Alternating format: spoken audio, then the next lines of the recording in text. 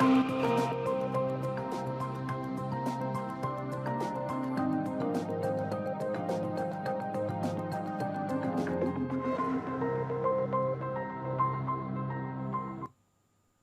Courts this week में आप सभी का स्वागत है। मैं हूं आपके साथ सपना नहवार। इस बुलेटिन में हम आपको सुप्रीम कोर्ट और हाई कोर्ट की हफ्ते भर की तमाम बड़ी खबरों से रूबरू कराएंगे। तो चलिए शुरू करते हैं कोर्ट दिस वीक।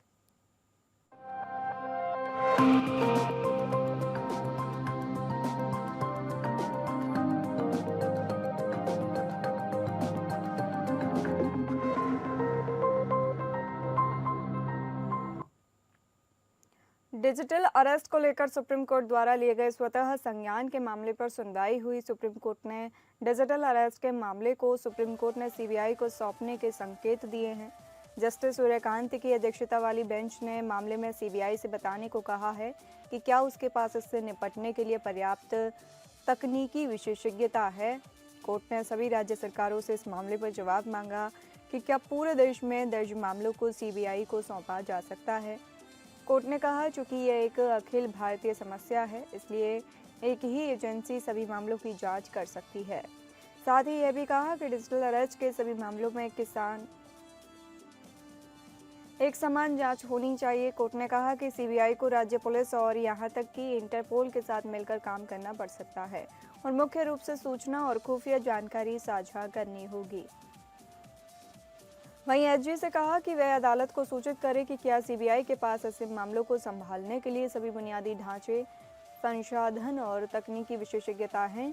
इस मुद्दे पर एसजी तुषार मेहता ने इस मुद्दे पर अदालत को जानकारी देने के लिए 1 सप्ताह का समय मांगा।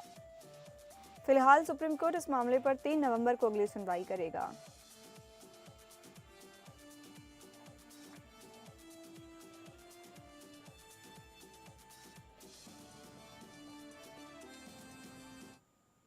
सुप्रीम कोर्ट ने वोडाफोन आइडिया के एजीआर बकाया मामले में केंद्र सरकार को बड़ी राहत दी है।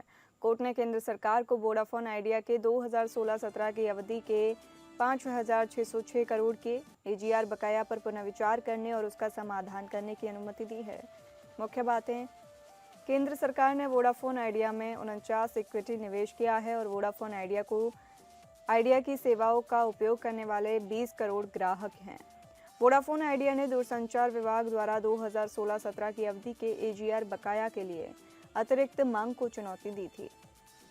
सुप्रीम कोर्ट ने कहा कि यह मामला केंद्र के नीतिगत अधिकार क्षेत्र में आता है और केंद्र सरकार को इस मुद्दे पर पुनः विचार करने और उचित निर्णय लेने में कोई समस्या नहीं है। कोर्ट ने कहा कि यह आदेश मामले के विशिष्ट तथ्यों और परिस्थितियों के आधार पर पारित किया गया है। कोर्ट ने स्पष्ट किया कि यह आदेश अन्य मामलों के लिए उदाहरण नहीं बनेगा। वोडाफोन आइडिया को उम्मीद है कि केंद्र सरकार इस मुद्दे पर सकारात्मक निर्णय लेगी।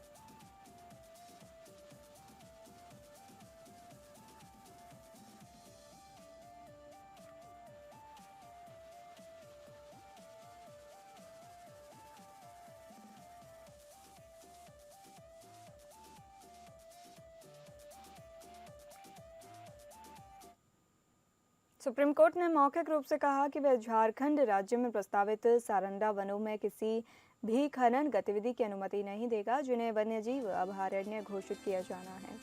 Chief justice B R. गवई और जस्टिस के विनोद चंद्रन की खंडपीठ ने झारखंड राज्य द्वारा सारंडा वनों को वन्यजीव अभयारण्य और संरक्षण रिजर्व घोषित करने के अपने पिछले आश्वासनों का बार बार पालन न करने के मुद्दे पर विचार किया। पिछली सुनवाई में झारखंड राज्य की ओर से सीनियर एडवोकेट कपिल सिब्बल ने पीठ को सूचित किया कि इस क्षेत्र को वन्यजीव अभयारण्य घोषित करने के लिए मसौदा अधिसूचना तैयार की गई।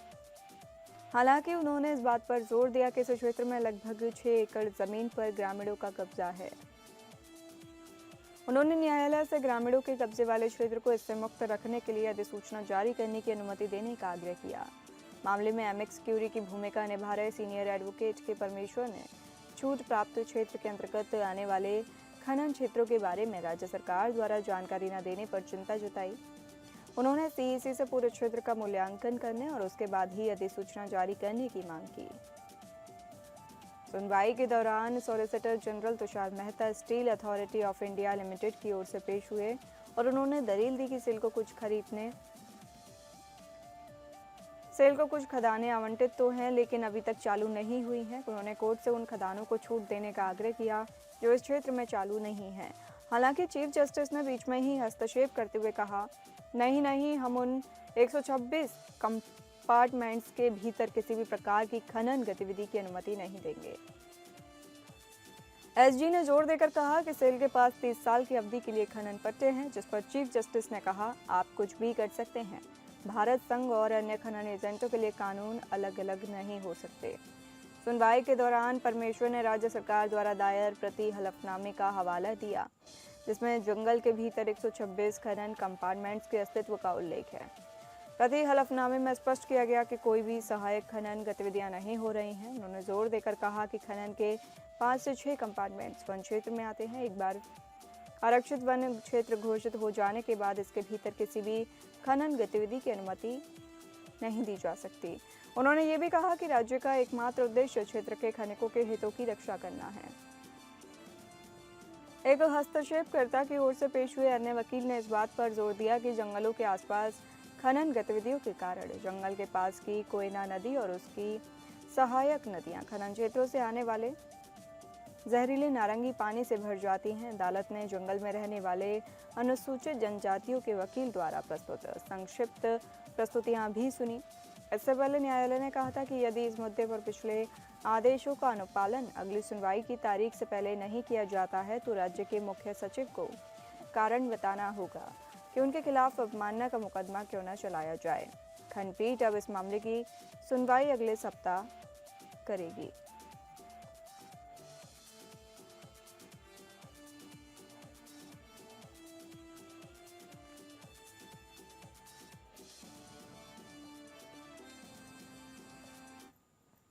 लद्दाख के सामाजिक कार्यकर्ता सोनम वांगचुक की पत्नी गीतांजलि आगमो की याचिका पर सुनवाई हुई। सुप्रीम कोर्ट गीतांजलि आगमो की ओर से दाखिल संशोधित याचिका को सुनवाई के लिए स्वीकार कर लिया। जस्टिस अरविंद कुमार की अध्यक्षता वाली बेंच में गीतांजलि आगमो के वकील कपिल सिब्बल ने कहा कि हमने मंगलवार शाम नई अर्जी हलफनामे के साथ दाखिल की है। हमें याचिका के साथ अतिरिक्त सबूत वाले दस्तावेज लगाने के लिए 1 हफ्ता दिया जाए। इस पर कोर्ट ने कहा कि हलफनामे की प्रति हमें आज ही मिली है। हालांकि कोर्ट ने अतिरिक्त सबूत वाले दस्तावेज लगाने के लिए 1 हफ्ता देते हुए अगले 10 दिनों में सरकार अपना जवाब देगी। उसके बाद सरकार के जवाब पर याचिकाकर्ता अपना प्रत्युत्तर देंगे। वांगचुक को सितंबर में हुए हिंसक प्रदर्शनों के बाद राष्ट्रीय सुरक्षा अधिनियम के तहत हिरासत में लिया गया था। वह लद्दाख में राज्य का दर्जा और छठे अनुसूची के दर्जे की मांग को लेकर आंदोलन कर रहे थे। फिलहाल सुप्रीम कोर्ट इस मामले पर 24 नवंबर को अगली सुनवाई करेगा।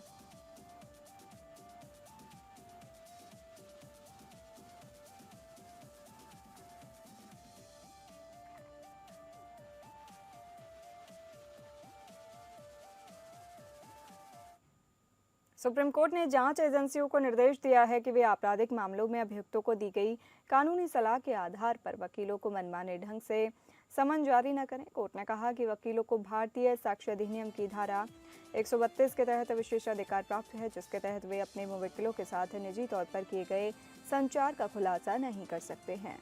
कोर्ट ने निम्नलिखित निर्देश जारी किए हैं। वकीलों को समन जारी करने पर रोक। जांच एजेंसी वकील को समन जारी नहीं कर सकती है जब तक कि यह भारतीय साक्ष्य अधिनियम की धारा 132 के किसी अपवाद के अंतर्गत न आता हो। अपवाद के मामले में प्रक्रिया। यदि अपवाद के तहत वकील को समन जारी किया जाता है तो इसमें विशेष रूप से उन तथ्यों का उल्लेख होगा जिन पर अपवाद का आधार लिया जाना है। समन पुलिस अधीक्षक के पद से नीचे के पद के सीनियर अधिकारी की सहमति से जारी किया जाएगा। न्यायिक पुनर्विचार। समन वकील या मुवक्किल के कहने पर न्यायिक पुनर्विचार के अधीन होगा। वकील की परिभाषा। वकील वह है जो किसी मुकदमेबाजी, गैर मुकदमेबाजी या मुकदमे पूर्व मामले में संलग्न है। दस्तावेजों का प्रस्तुत करना। वकील के कब्जे में मुवक्किल के दस्तावेजों का प्रस्तुत करना भारतीय साक्ष्य अधिनियम की धारा 132 के तहत विशेषाधिकार के अंतर्गत नहीं आएगा। डिजिटल उपकरणों की जांच। यदि जांच अधिकारी डिजिटल उपकरणों को पेश करने का निर्देश देता है तो ये निर्देश केवल अदालत के समक्ष पेश करने का होगा। अदालत वकील और मुवक्किल को सुनने के बाद डिजिटल उपकरण की जांच के संबंध में निर्णय लेगी। कोर्ट ने इन निर्देशों के साथ स्वप्रेरणा से मामले का निपटारा कर दिया और विशेष अनुमति याचिका में वकील को जारी समन रद्द कर दिया। राष्ट्रपति द्रौपदी मुर्मू ने न्यायमूर्ति सूर्यकांत को 24 नवंबर 2025 से भारत के अगले प्रधान न्यायाधीश के रूप में नियुक्त किया है। केंद्रीय कानून मंत्री अर्जुन राम मेघवाल ने ट्वीट कर इसकी जानकारी दी। प्रधान न्यायाधीश बी.आर. गवई ने 27 अक्टूबर को अपने उत्तराधिकारी के रूप में न्यायमूर्ति सूर्यकांत का नाम केंद्र सरकार को भेजा था। न्यायमूर्ति गवई के सेवानिवृत्त होने के बाद न्यायमूर्ति सूर्यकांत 24 नवंबर 2025 से प्रधान न्यायाधीश का पद संभालेंगे। न्यायमूर्ति सूर्यकांत का कार्यकाल लगभग 1 वर्ष 3 महीने और 15 दिनों का होगा। वह 9 फरवरी 2027 को सेवानिवृत्त होंगे। न्यायमूर्ति Suryakant supreme court legal services committee के अध्यक्ष भी होंगे। न्यायमूर्ति सूर्यकांत का जन्म हरियाणा के हिसार में हुआ था। उन्होंने अपनी कानून की पढ़ाई महर्षि दयानंद विश्वविद्यालय रोहतक से पूरी की। न्यायमूर्ति सूर्यकांत ने 1984 में हिसार की जिला अदालत से अपने कानूनी करियर की शुरुआत की और बाद में पंजाब और हरियाणा हाई कोर्ट में प्रैक्टिस करने लगे। न्यायमूर्ति सूर्यकांत ने कई महत्वपूर्ण निर्णय दिए हैं, जिनमें जम्मू और कश्मीर से अनुच्छेद 370 को निरस्त करने के फैसले को बरकरार रखना और चुनावी बॉन्ड योजना को रद्द करना शामिल है। उन्होंने सिटीजनशिप एक्ट की धारा 6A को भी बरकरार रखा और वन रैंक वन पेंशन योजना को वैध ठहराया। इसके अलावा उन्होंने पेगासस स्पाईवेयर मामले में एक विशेषज्ञ पैनल की नियुक्ति की और दिल्ली पुलिस आयुक्त की नियुक्ति से संबंधित मामलों में भी महत्वपूर्ण निर्णय दिए।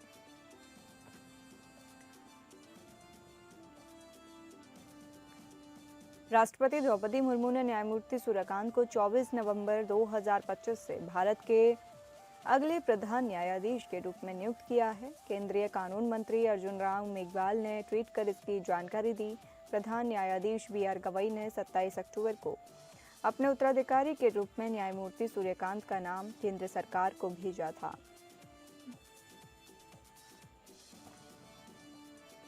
न्यायमूर्ति गवई के सेवानिवृत्त होने के बाद न्यायमूर्ति सूर्यकांत 24 नवंबर 2025 से प्रधान न्यायाधीश का पद संभालेंगे।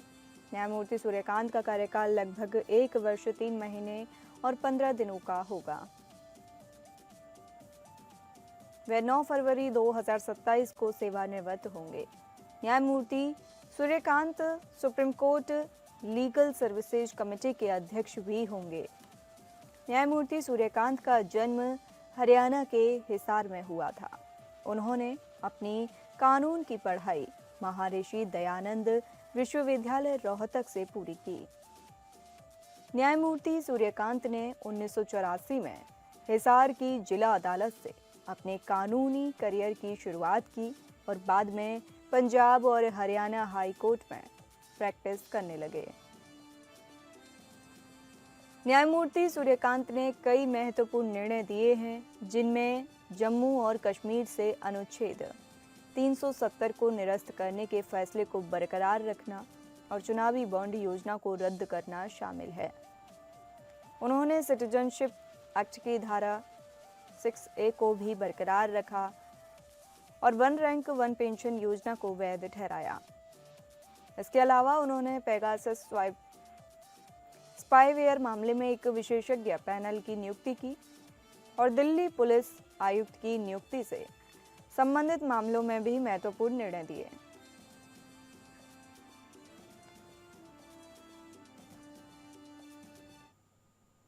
2020 दिल्ली दंगा मामलों में आरोपी शर्जील इमाम, उमर खालिद, मिरान हैदर, गुलफिशा फातिमा और शिफा उर रहमान और मोहम्मद सलीम खान की जमानत याचिका पर दोबारा शुरू हुई सुनवाई के दौरान गुलफिशा फातिमा की ओर से पेश वरिष्ठ वकील अभिषेक मनु सिंघवी ने कहा, हम 11 अप्रैल 2020 5 साल 5 महीने से न्याय की हिरासत में जेल में बंद हैं। इस मामले में दाखिल चार्जशीट बहुत पुरानी हो गई है। उन्होंने कहा, इस मामले में पहली चार्जशीट 16 सितंबर 2020 में दाखिल हुई है। उसके बाद हर साल सप्लीमेंट्री चार्जशीट दाखिल की गई, जबकि आखिरी पूरक चार्जशीट जून 2023 में दाखिल की गई। सिंघवी ने कहा कि पुलिस ने अपने जवाब में कहा है कि ट्रायल में गैर वाजिब देरी का हवाला दिया, जबकि अभी तक केस में आरोप भी तय नहीं हो पाए हैं। पहले ही काफ़ी देर हो चुकी है, अभी ट्रायल शुरू होने में काफ़ी समय लगेगा। उन्होंने कहा, मेरी मुवक्किल गुलफिशा अब इस मामले में जेल में बंद इकलौती महिला आरोपी है। वह भी जमानत पा चुके दूसरे महिला आरोपियों की तर्ज पर जमानत की हकदार है। वरिष्ठ वकील अभिषेक मनु सिंघवी ने कहा कि 2020 के बाद से उनकी जमानत याचिका 90 से ज़्यादा बार सूचीबद्ध हुई है। उन्होंने कोर्ट को बताया कि मुझ पर आरोप है कि हमने धरना स्थल स्थापित किया था, लेकिन इनमें से किसी भी धरना स्थल पर कोई हिंसा की घटना नहीं हुई। इतना ही नहीं, जिन भी स्थलों पर फातिमा मौजूद थी, वहां किसी के पास मिर्च पाउडर, तेजाब इत्यादि होने का कोई सबूत नहीं है। कोर्ट को बताया गया कि पुलिस ने मुझ पर यह भी आरोप लगाया है कि वह पिंजरा तोड़ वुमेन ग्रुप का हिस्सा है। बाद में उन पर सीक्रेट मीटिंग के आरोप लगाए गए, जबकि इस मामले में दूसरे आरोपियों देवांगना और नताशा को जमानत मिल गई है।